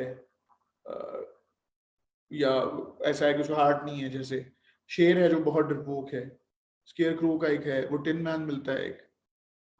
इस तरह की चीजें डिफरेंट डिफरेंट टाइप की वो चीजें उसको मिलती हैं जो एलाइज बनते बनते बनते उसके साथ चलते चले जाते हैं। फिर आता है अप्रोच टू इनर मोस्ट केव, कि आप जो कोर जाके, पहले तो बहुत सारी चीजों को करते करते आप ट्रेन हो जाते हैं और फिर पहुंचते हैं आगे के, जैसे शाकाल का जो कुछ आ रही है, तो आप समझ लें कि मोगैम्बो का जो एक वो जगह है, वहां तक एंटर होने से पहले आप बहुत सारी चीजों से लड़ते लड़ते लड़ते ट्रेन होते हैं और फिर मेन जगह के अंदर पहुंचते हैं।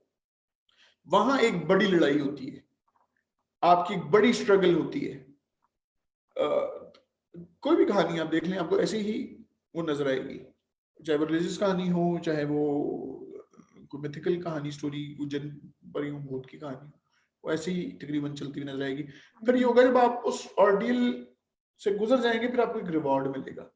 रिवॉर्ड ये होगा कि आपके अंदर चेंज आ चुकी भी होगी, या आपको एक फ्लावर है ऐसा मिल गया जो लाइफ दे सकता है हर किसी को, या कोई ऐसा आइडिया आपके अंदर आ गया जो कि सबके लिए एक गिफ्ट है एक तरह का। आप वापसी का सफर अपनाएंगे, जब आप वापसी के सफर अपनाएंगे तो रेजरेक्शन हो चुकी होगी आपके अंदर। रेजरेक्शन में वही वाली चीज है कि हजरत ईसा की भी आप स्टोरी देखेंगे जीसस को जिस तरह से वो एक्सप्लेन किया जाता है, तो वो यही सारी चीजें करते करते करते करते एक तरह से एक्सप्लेन करती हुई जा रही होती है। रेजरेक्शन में रेजरेक्शन ये है कि इंसान जब एक तकलीफ से या एक जर्नी से गुजरता है तो फिर वो वैसा नहीं रहता जैसे वो पहले होता है, वापस जाएगा और वो एक रिटर्न विद द एलिक्सर। अब होगा ये कि वो अपने साथ कैसा एलिक्सर लेके गया है, एक ऐसा अमृत लेके गया है जो कि पूरी दुनिया के फिर काम आएगा, सारी दुनिया उससे फैज़याब हो सकेगी।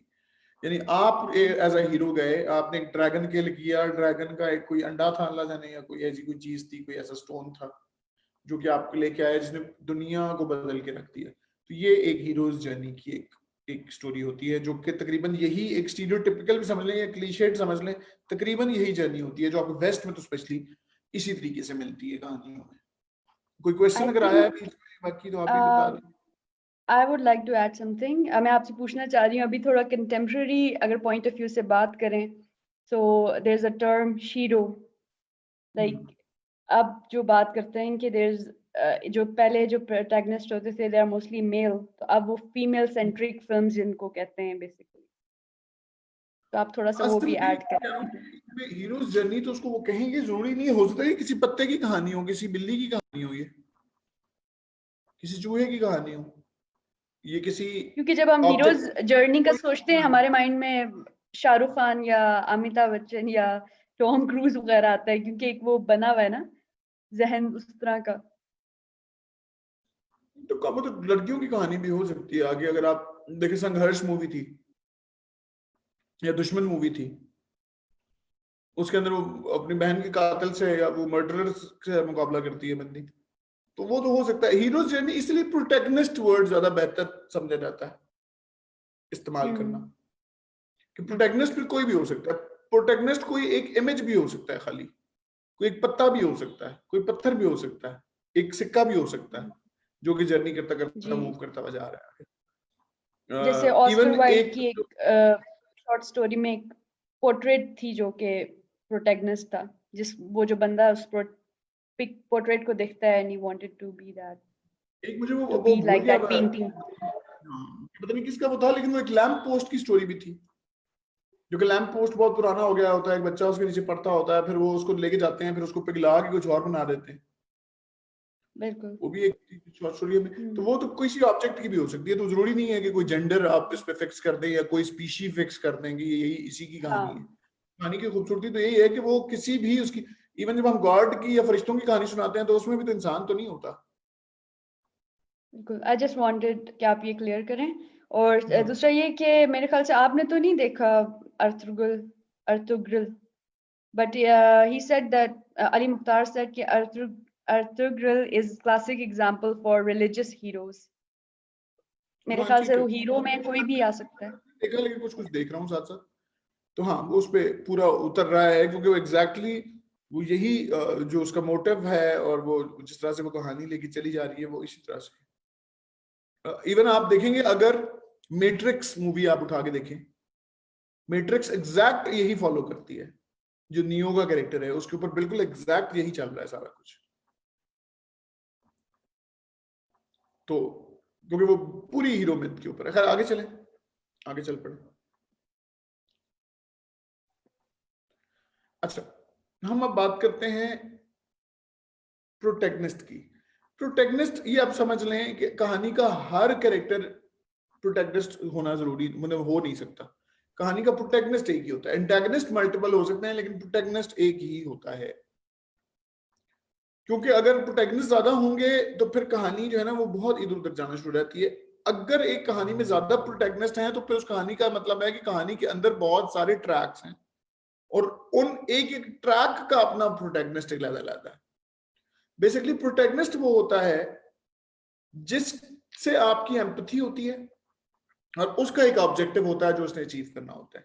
कई आप मूवीज देखेंगे जिसके अंदर बेसिकली हीरो प्रोटैगनिस्ट नहीं होता। जैसे आप शोले मूवी अगर देखते हैं, शोले के अंदर संजीव कुमार का कैरेक्टर बेसिकली प्रोटैगनिस्ट है, क्योंकि उसका ऑब्जेक्टिव है गब्बर सिंह को इन दी एंड मारना, इसलिए इन दी एंड वही मारता है। वरना जो दो हीरोज आपके अमिताभ और धर्मेंद्र साथ मौजूद हैं, लेकिन धर्मेंद्र मर जाता है बीच में, और एंड में अमिताभ भी नहीं मर्डर करता उसको। एंड में मारता कौन है? एंड में उसको मारता है संजीव कुमार अपने कटे हुए हाथों के साथ। तो असल कहानी का और कहानी की टेंशन भी यहीं रिलीज होती है जाके।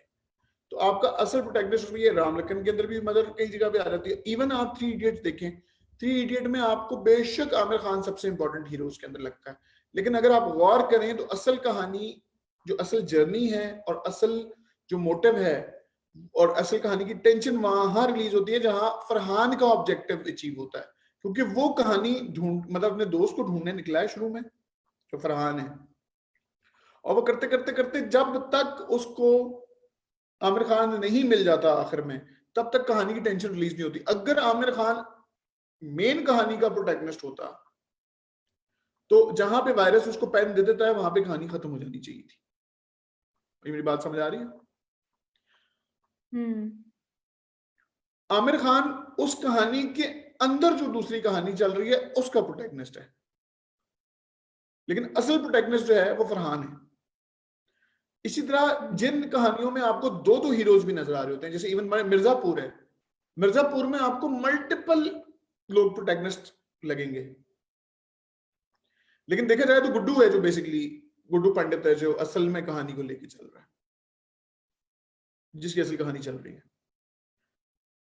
इस तरह गेम ऑफ थ्रोन्स में भी आपको कई प्रोटैगनिस्ट नजर आते हैं अपनी अपनी कहानियों के। वो प्रोटैगनिस्ट जरूर हो सकते हैं, लेकिन मेन कहानी का प्रोटैगनिस्ट एक होता है। जैसे लॉर्ड ऑफ द रिंग में फ्रोडो है, वरना इर्द गिर्द उससे बहुत ताकतवर लोग मौजूद हैं, लेकिन उसके बावजूद फ्रोडो है जो सबसे ज्यादा वीक है उनमें, सबसे ज्यादा बावजूद वो सबसे इंपॉर्टेंट है। ठीक है, बिल्कुल। प्रोटैगनिस्ट तय करता है कहानी में कि कहानी आप किस पॉइंट ऑफ व्यू से सुनाते हैं। जैसे अगर मैं सिराजुद्दौला की कहानी सुनाना शुरू करता हूँ या टीपू सुल्तान की कहानी सुनाना शुरू करता हूँ, तो अगर मेरा प्रोटैगनिस्ट टीपू सुल्तान है तो वो कहानी किसी और तरह में सुनाऊंगा। अगर Mir Jafar as an anti hero या विलन के पॉइंट ऑफ व्यू से मैं कहानी सुनाना शुरू करता हूं, अगर एक बुरे आदमी की कहानी सुनाना शुरू करता हूं, फिर कौन होगा प्रोटैगनिस्ट? फिर मीर जाफर होगा। फिर मेरा पॉइंट ऑफ व्यू चीजों को देखने का वही मीर सादिक होगा। मेरा चीजों को देखने का तरीका बदल जाएगा फिर। बिल्कुल। ठीक है, जैसे आप श्रेक मूवी थी, श्रेक मूवी है ना, श्रेक में आपके प्रोटैगनिस्ट सारे वो हो गए जो कि नॉर्मली आपके विलन या एक्स्ट्राज होते हैं कहानियों में। आपने प्रोटैगनिस्ट चेंज किया तो प्रिंस चार्मिंग विलन बन गया, फेरी गॉड मदर जो है वो विलन बन गई। प्रोटैगनिस्ट मेरे कौन हो गए? जिनको नॉर्मली में ओगर शोगर, जो बिल्कुल ही मतलब जो विलन भी कंसिडर जिनको नहीं करता, जिनको मैं सिर्फ डराने के लिए जिन भूत एक्स्ट्राज सोचता हूँ, वो कहानी की हीरोज बन जाते हैं। तो कहानी की शक्ल ही बदल जाती है। हाँ, जैसे लेटेस्ट एग्जांपल जोकर फिल्म है कि वो हाँ, बैटमैन के पॉइंट ऑफ व्यू से नहीं है, दैट जोकर के पॉइंट ऑफ व्यू से फिल्म बनी हुई है। जो मैं मैलेफिसेंट, प्रोटैगनिस्ट तय कर लेता हूँ, हाँ, जब मैं प्रोटैगनिस्ट तय कर लेता हूँ तो फिर मेरी कहानी का एक खास पॉइंट ऑफ व्यू बन जाता है। ठीक है, अब ये नहीं मैं कर सकता कि मैं एक के पॉइंट ऑफ व्यू किसी और के पॉइंट ऑफ व्यू से कहानी सुनाना शुरू कर दूं, ये नहीं हो सकता, क्योंकि मेरा मेन प्रोटैगनिस्ट का पॉइंट ऑफ व्यू है, जिससे अगर किसी और का ऑब्जेक्टिव आ भी रहा है इर्द गिर्द साथ, तो वो किसी ना किसी तरह से मेन मेरे ऑब्जेक्टिव से जुड़ा हुआ ऑब्जेक्टिव होगा, वो इर्द गिर्द का नहीं हो सकता। अच्छा, ऑब्जेक्टिव वो चीज है जो कि एक कैरेक्टर को प्रोटैगनिस्ट बनाती है, कि मेरी कहानी में मेन ऑब्जेक्टिव अचीव क्या होना है। वो मेन ऑब्जेक्टिव जिसका ऑब्जेक्टिव होगा वो होगा मेरा प्रोटैगनिस्ट। समझ आया? एजुकेशन सिस्टम को चेंज करना अगर मेरा ऑब्जेक्टिव है, तो जिसका वो ऑब्जेक्टिव है वो प्रोटैगनिस्ट है। या एक दोस्त को ढूंढना जिसका ऑब्जेक्टिव है वो मेरा प्रोटैगनिस्ट है स्टोरी में। या रिवेंज जिसका ऑब्जेक्टिव है वो बेसिकली असल प्रोटैगनिस्ट है।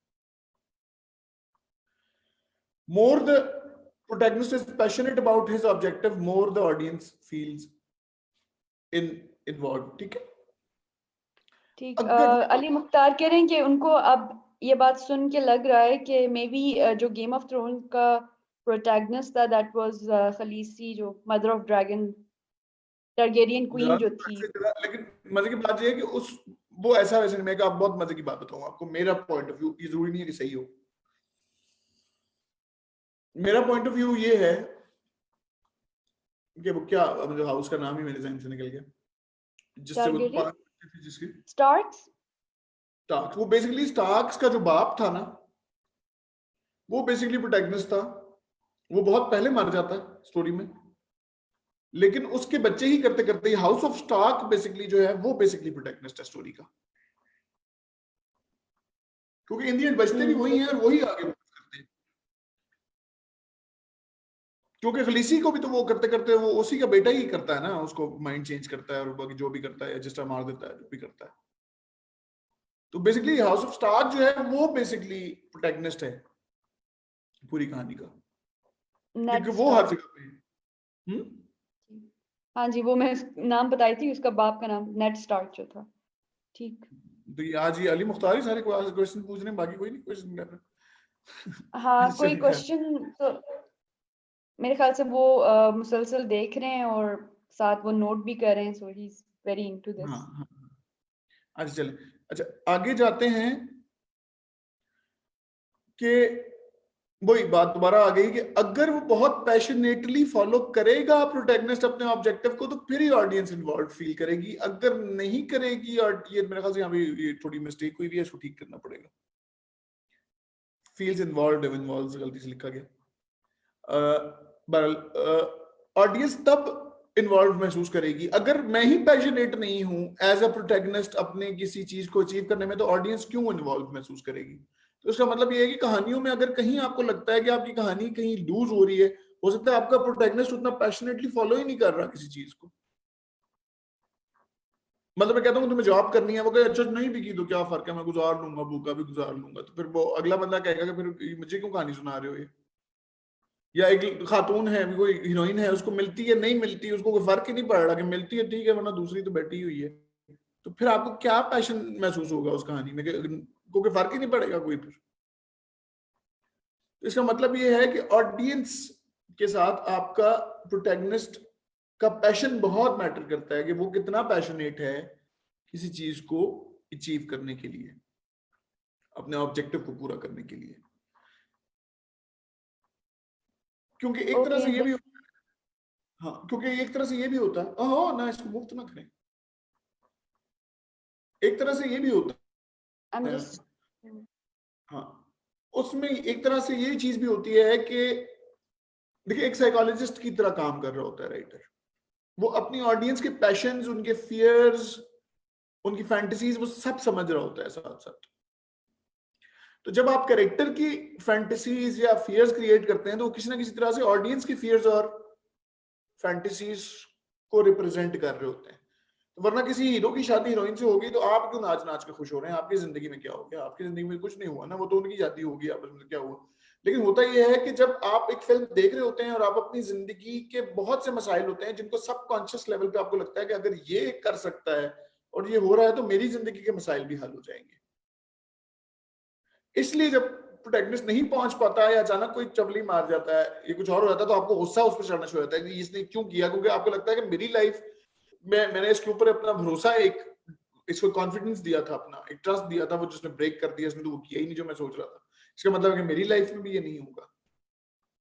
तो प्रोटैगनिस्ट के साथ इस तरह की एसोसिएशन होती है एक आपके ऑडियंस की। तो वो बहुत जरूरी है कि वो उसको उसी तरह फॉलो करे। अगर ये मेरा लैपटॉप कहीं पे प्रॉब्लम करता है, तो हो सकता है फिर मुझे शायद तो इधर मैं उसे दूसरे से आना पड़े, क्योंकि मैं अपना कहीं चार्जर जो है ना वो मेरा मैं भूल आया हूँ। तो ये हो सकता है कि शायद ये बंद हो जाए। अभी तो चल रहा है फिलहाल, है हमारे पास तकरीबन 24 मिनट और है, और उसके दौरान अगर ये बंद होने लगा तो मैं फिर मोबाइल से हो जाऊंगा, तो खैर सब बात आपके साथ होंगी। अच्छा, मैं अब क्या बात कर रहा था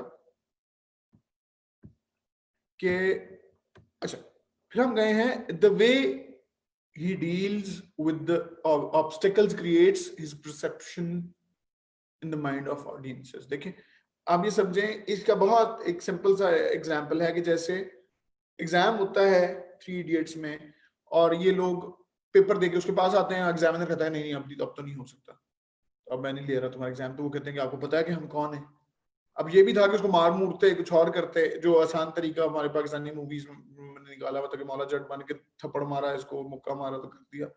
वो ऐसा नहीं करते, वो अचानक कहते हैं आपको पता है कि हम कौन डराते हैं, और फिर एकदम खुश होती है, हाँ आगे हंसते हुए भागते थे कि भाई तुम्हें तो पता भी नहीं चलेगा कि हमारा कौन सा वाला है, फिर इसका मतलब है तुम पेपर नहीं ढूंढ सकोगे। तो ये जो उनका एक्ट है कि वो ऑब्स्टेकल क्रॉस कर लेते हैं, ये उतना मैटर नहीं करता जितना वो किस तरीके से ऑब्स्टेकल को क्रॉस करते हैं, वो आपकी एम्पैथी क्रिएट करता है आपके प्रोटैगनिस्ट की तरफ, आपकी परसेप्शन अपने प्रोटैगनिस्ट की तरफ कि वो किस तरीके से कर रहा है। हो सकता है एक चीज, एक बंदे को कपड़े चाहिए, टर्मिनेटर है, टर्मिनेटर के अंदर एक विलन था और एक हीरो था, वो भी तकरीबन विलन ही था, इस तरह बिहेव करता था। एक को कपड़े चाहिए तो एक बंदे को कत्ल करके वो कपड़े उतार के पहन लेता है उसके। दूसरा वो हो सकता है आगे एक्सक्यूज मी प्लीज मुझे कपड़े दे दें, या प्यार से करता है, या चलो कोई और तरीका अपना लेता है, लेकिन वो कम वायलेंट तरीका अगर अपनाता है तो आपको वो हीरो लगेगा, दूसरा बुरा ही लगेगा कि ये क्या है कि किसी को कपड़े लेने के लिए कत्ल ही कर दिया। तो आप किस तरीके से उस प्रॉब्लम से बाहर निकलते हो, उस ऑब्स्टेकल को क्रॉस करते हो, ये तय करता है आपकी बारे में आपके ऑडियंस का परसेप्शन। ठीक हो गया? चले आगे आप बेशक मूव कर लें।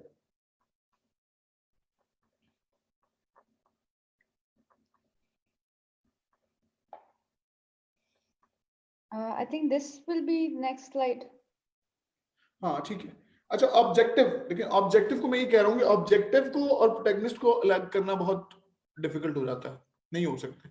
ऑब्जेक्टिव है तो प्रोटैगनिस्ट है, प्रोटैगनिस्ट है तो ऑब्जेक्टिव है, दोनों चीजें साथ हैं। ऑब्जेक्टिव हो जब हो कहानी में तो ऑब्जेक्टिव के लिए 3 रूल्स हैं जो कि जरूरी हैं होने ऑब्जेक्टिव जो भी कहानी का है उसमें। पहला, it should be able to create a conflict. अगर आपका ऑब्जेक्टिव किसी नजरिए से नहीं टकरा रहा या किसी कोई कॉन्फ्लिक्ट नहीं क्रिएट कर रहा तो वो ऑब्जेक्टिव ही नहीं है, क्योंकि कॉन्फ्लिक्ट पे ही कहानी होती है। अगर कॉन्फ्लिक्ट ही नहीं क्रिएट कर रहा आपका ऑब्जेक्टिव तो आपकी कहानी नहीं बन पाएगी। आपका ऑब्जेक्टिव ऐसा होना चाहिए जिसका मतलब अब ये है सारे ही अच्छे थे तो तुम भी अच्छे थे बीच में, तो वो फिर कॉन्फ्लिक्ट क्या हुआ और कहानी क्या हुई? ठीक है, तो जब आपका ऑब्जेक्टिव कॉन्फ्लिक्ट क्रिएट करता है तो वो ज्यादा जानदार स्टोरी बन गई। जैसे एंटी हीरोज इसलिए ज्यादा पॉपुलर अब हो रहे हैं कि वो कहीं पे आपके माइंडसेट के साथ भी, ऑडियंस के माइंडसेट के साथ भी कॉन्फ्लिक्ट क्रिएट करते करते अपना पॉइंट ऑफ व्यू रख देते हैं आपके सामने, और आपकी हमदर्दी और एम्पैथी भी ले जाते हैं कई जगह पे, इसलिए वो आपको ज्यादा इंटरेस्टिंग लगते हैं। तो इसका मतलब ये है कि जिस तरह मैं लेके चलता हूँ सस्सी को, और अंग्रेजा में सस्सी थी, सस्सी जो है वो ना सिर्फ बाप के साथ बगावत करके लड़ती है, वो कई जगह पे ऑडियंस के पॉइंट ऑफ व्यू को भी चैलेंज कर देती है, और जब उसकी बात से वो कन्विंस होते हैं अगर किसी पॉइंट पे तो वो मजीद अच्छा और मजे का महसूस करते हैं। या जिस तरह मुन्ना भाई MBBS है, आप सोचते हो ये तो ऐसे ही होता था, लेकिन वो जब चैलेंज करता है और वो मेडिकल सिस्टम को चैलेंज करता है तो आपका जो एक सेट माइंड है उसको भी चैलेंज करता है और कॉन्फ्लिक्ट क्रिएट करता है, इसलिए आपको ज्यादा इंटरेस्ट महसूस होता है उन कहानियों में। तो वो जो कॉन्फ्लिक्ट क्रिएट करने वाली स्टोरीज हैं और या ऑब्जेक्टिव होते हैं वो बेसिकली है जो कहानी लेके चलते हैं। फिर उसके बाद होता है कि आपका ऑब्जेक्टिव बेसिकली किसी सिंगल डेस्टिनेशन की तरफ मूव करे, ये ना हो कि वो 6 रेजोल्यूशन की तरफ मूव कर जाए। आप एक पुल पे चलना शुरू है और पुल अचानक 6 उसका मुंह ही हो जाए तो आप तो पागल हो जाएंगे कि ये क्या हुआ, और ये हो भी नहीं सकता। तो इसका मतलब ये हुआ कि आपको का एक तरफ जाना चाहिए। इर्द गिर्द के जो बाकी कैरेक्टर्स आएंगे, छोटे कैरेक्टर्स हैं, उनके भी अपने ऑब्जेक्टिव्स लाइफ में होंगे, लेकिन वो आपके ऑब्जेक्टिव से ही कनेक्टेड, मेन प्रोटैगनिस्ट के ऑब्जेक्टिव से किसी तरह से कनेक्टेड होंगे, वरना स्टोरी में इतना क्यास फैलेगा कि आपको कहानी पे संभाली नहीं जाएगी। मतलब यही है कि आपने हैरी पॉटर में भी, लॉर्ड ऑफ द रिंग में भी 100 कहानियां बेशक आप खोल दें, गेम ऑफ थ्रोन में 100 कहानियां खोल दें, लेकिन इन दी एंड वो जुड़ के एक ही ऑब्जेक्टिव के साथ जुड़ती भी आएंगी। वो हाउस ऑफ स्टार्क के जो पूरा ऑब्जेक्टिव है उसी से किसी ना किसी तरह से कनेक्ट होती हुई आ रही होंगी, इसलिए वो कहानियां आपको समझ आएंगी और वो कहानियां रिलेट करेंगी मेन ऑब्जेक्टिव से। फिर आखिरी है कि ऑब्जेक्टिव जो है वो प्रोटैगनिस्ट के साथ एम्पैथी क्रिएट करता है कि उसका ऑब्जेक्टिव क्या है। अगर आपका ऑब्जेक्टिव है कि मैंने सबकी हेल्प करनी है, सबको एक बहुत बड़े जालिम से बचाना है, तो ये आपको बहुत अच्छा उसमें, अगर एक है वो कहे कि मैं जालिम का साथी बनूंगा और मैं लोगों को नुकसान पहुंचाऊंगा और अचानक आप शिफ्ट मारते हो, वो एक और तरह की चीज क्रिएट करेगा आपके लिए। तो प्रोटैगनिस्ट का जो ऑब्जेक्टिव है, जो उसने तय किया है लाइफ में अचीव करना, वो बेसिकली तय करेगा आपके बारे में कि ऑडियंस आपके बारे में क्या सोचती है। जैसे वही है कि और अंग्रेजा में सस्सी के बारे में कंफ्यूज हो जाते हैं लोग, क्योंकि वो भी रिवेंज ले रही है बाप से एक तरह से, और वो कई जगह पे नेगेटिव हो जाती है, तो उसका ऑब्जेक्टिव कई जगह पे आपको कंफ्यूज भी करता है कि मुझे इसके बारे में क्या महसूस करना है, लेकिन इन दी एंड उसको पता चलता है कि मैं अपने ही खिलाफ लड़ रही थी, मेरा असल एंटेगनिस्ट तो मैं खुद थी। तो ये एक इंटरेस्टिंग एक उसका एस्पेक्ट था। लेकिन बार ये ऑब्जेक्टिव की और इसकी सही चीजें, अगर कोई क्वेश्चन अभी आ रहा है तो बताएं, आगे को हमारे पास 15 मिनट ही हैं, अगली स्लाइड पे मूव कर दें, अब जितना हम कर सकेंगे कवर वो ठीक है, वरना फिर नेक्स्ट में जाएंगे। फिर अभी मैं जो ये चीजें कर रहा हूँ, ये कोशिश करूंगा कि अलग-अलग भी आपके साथ इन सारे टॉपिक्स पे पूरा एक लेक्चर भी हम रखेंगे, लेकिन ये अभी फिलहाल सारी चीजें कवर करना जरूरी है। अच्छा, इंटैगनिस्ट बेसिकली एक इंसान या एक विलन की शक्ल में एक आपके जो आ जाता है कि जो शक्ति कपूर है या ये है डिफरेंट अमरीश पुरी जी, वो एक इंटैगनिस्ट होता है। इंटैगनिस्ट जरूरी नहीं है कि कोई एक इंसान, इंटैगनिस्ट कोई भी ऐसी फोर्स होती है जो कि प्रोटैगनिस्ट को अपना ऑब्जेक्टिव अचीव करने से रोकती है। जैसे गजनी के अंदर उसका मेमोरी लॉस बेसिकली इंटैगनिस्ट है, उसका विलन उतना बड़ा विलन नहीं है जितना उसका मेमोरी लॉस बड़ा विलन है। ये संघर्ष के अंदर उसका फियर उसका सबसे बड़ा, या दुश्मन के अंदर भी।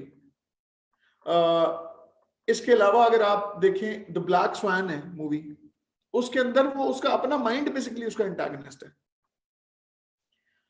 तो आपका बेसिकली कोई भी ऐसी फोर्स जो कि आपको अपना अचीवमेंट, आपके प्रोटैगनिस्ट को अपना ऑब्जेक्टिव अचीव करने से रोक रही है, वो एंटागनिस्ट हो सकती है। ये एक पर्सन हो सकता है, एक अर्थक्वेक हो सकता है, डे आफ्टर टुमारो की तरह कोई सीजनल चेंज हो सकती है, वेदर चेंज हो सकती है, ग्लोबल वार्मिंग हो सकती है, एक एनाकोंडा हो सकता है, एक फोबिया हो सकता है। तो जरूरी नहीं है कि एंटागनिस्ट कोई एक आपका कोई एक इंसान की ही शक्ल में कोई मतलब जैसे haunting of the hill house में हिल हाउस जो होता है वो एंटागनिस्ट है, वो एंटागनिस्ट के तौर पे वो कर रहा है, बिल्कुल ऐसे ही। और कहानी में मल्टीपल एंटागनिस्ट भी हो सकते हैं। सबसे जो पावरफुल होता है एंटागनिस्ट, वो बेसिकली प्रोटैगनिस्ट को हेल्प करता है बड़ा होने में। मैं बार बार एक चीज रिपीट करता हूं कि हर कहानी में, इवन रिलीजियस कहानी में भी, एक बहुत बड़ा विलन होता है जिसको कॉन्कर कर रहा होता है आपका हीरो। इसकी वजह से वो बड़ा हीरो बन के निकलता है। जितना बड़ा, जितना स्ट्रॉन्ग विलन होगा या जितना बड़ा एंटागनिस्ट होगा, उतना ही बड़े आप हीरो बन के निकलोगे। अगर आपका एंटागनिस्ट बहुत छोटा है और बहुत वीक है, तो फिर आप बड़े हीरो नहीं बन सकोगे उसके सामने। अच्छा, बहरहाल ये है कि साइकोलॉजिकल जो एंटागनिस्ट होते हैं वो ज्यादा नॉर्मली अप्रिसिएशन लेके जाते हैं, क्योंकि वो ज्यादा इंटरेस्टिंग होते हैं और लोगों की साइकी से बहुत ज्यादा, आपकी डीप साइकी से बहुत वो इफेक्ट हो रहे होते हैं। अगले स्लाइड के ऊपर चलिए। ये इधर से मेरा आहिस्ता आहिस्ता इंटरनेट का भी प्रॉब्लम आना शुरू हो गया है। आप हैं मौजूद साबिरा इधर? हाँ जी। आप अगली स्लाइड पे चली जाइए। ऑब्स्टेकल्स। जी, ये एक मिनट, मुझे, क्या आप पिन हुई हुई हैं इस पे? ये इस वक्त ऑब्स्टेकल्स हमारी स्क्रीन के ऊपर है पूरा? जी ठीक है। ये मुझे हो सकता है कि मुझे अब दूसरे स्कूल पर जाना पड़ जाए साथ, ये अचानक अगर बंद हो गया तो। लेकिन बहरहाल अगर ये बंद हो गया तो फिर मेरे ख्याल से बेहतरी खत्म समझिएगा सेशन को, क्योंकि उसके अलावा फिर मेरे ख्याल से अभी मुझे और कोई तरीका समझ नहीं आ रहा।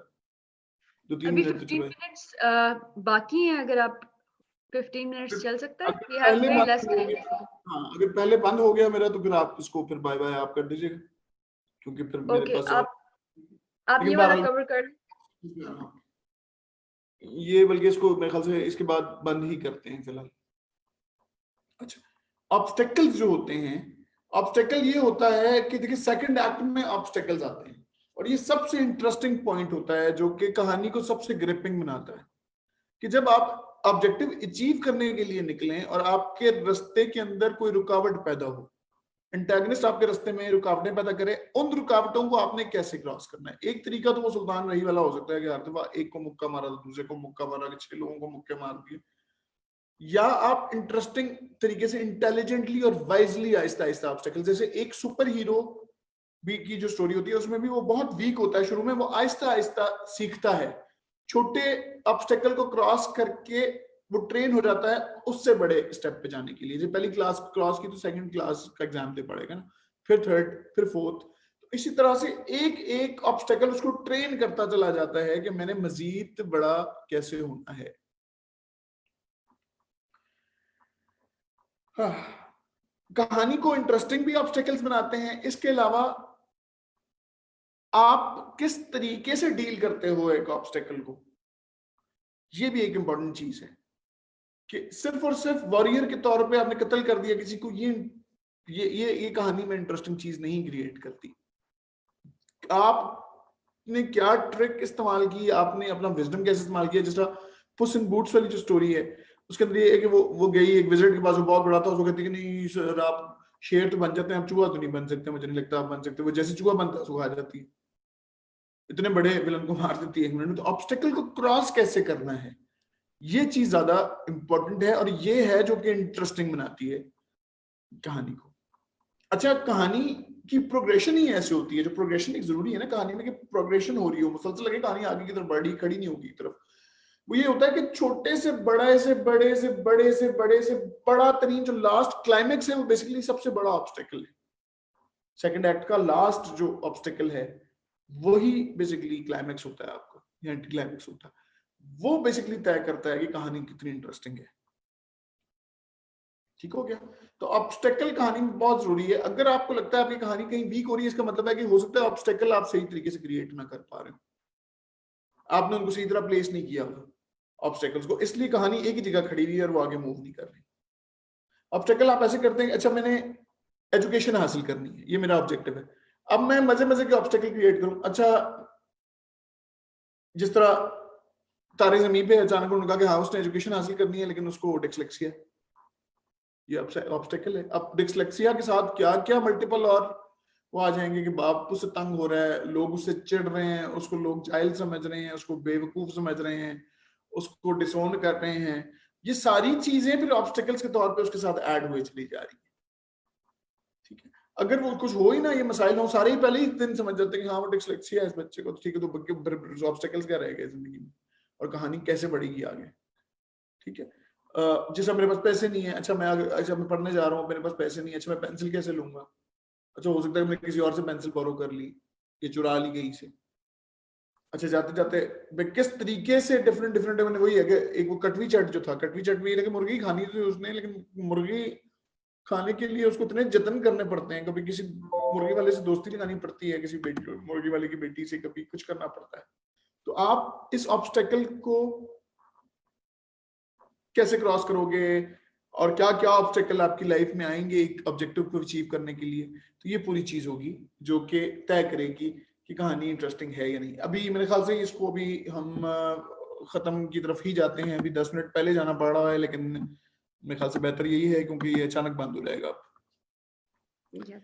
नेक्स्ट लेक्चर में कंटिन्यू फ्रॉम क्लाइमेक्स और कॉन्फ्लिक्ट बेसिकली आगे करेंगे कंटिन्यू। कोई क्वेश्चन अगर आ रहे हैं तो मुझे बता दें ताकि मैं जल्दी से उसका आंसर कर दूं। और हम फिर मैंने आज फिर रिकॉर्ड नहीं किया ये, और ये फिर फेसबुक पे ही रिकॉर्ड हुआ है। हाँ, ये फेसबुक पे शेयर हो जाता है। अच्छा चलिए ठीक है, आप कोई क्वेश्चन मेरा देखें, अगर कोई है तो ठीक है, वरना फिर हम बाय बाय करें। No not really. चलें ठीक है, चलें ओके जी, फिर हम आपसे इजाजत चाहते हैं।